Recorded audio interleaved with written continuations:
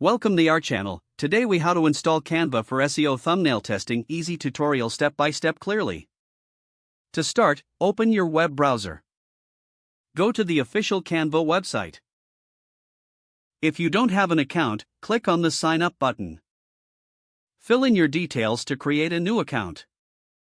If you already have an account, click on log in and enter your credentials. Once logged in, you will be directed to the Canva dashboard. In the top search bar, type YouTube thumbnail.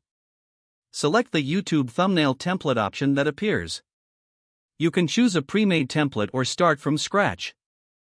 If you select a template, customize it by clicking on elements you want to change. To add text, click on the text button on the left menu. Select your desired text style and drag it to your thumbnail. Adjust the font size, color, and position as needed. To add images or graphics, click on the Elements tab. Search for specific graphics or browse through the available options.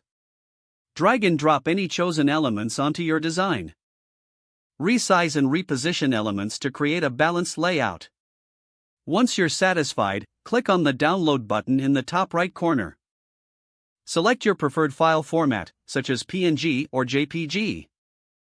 Click the Download button to save the thumbnail to your device. Now you're ready to use your new SEO-friendly thumbnail for testing. Remember to revisit your design and adjust it based on feedback or performance metrics. Repeat the process as needed to continue testing different thumbnails. If the page does not load, refresh the browser or try again in a private or incognito window. Make sure you are using the correct email address, then retype it carefully to avoid small typos. If your password is not accepted, use the reset option and create a new strong password you can remember. Check your spam folder for verification or security emails, then complete any requested confirmation steps. Enable two-factor authentication if available to improve account security and reduce unauthorized access risk. After signing in, review your profile details so your contact information and settings are accurate and current.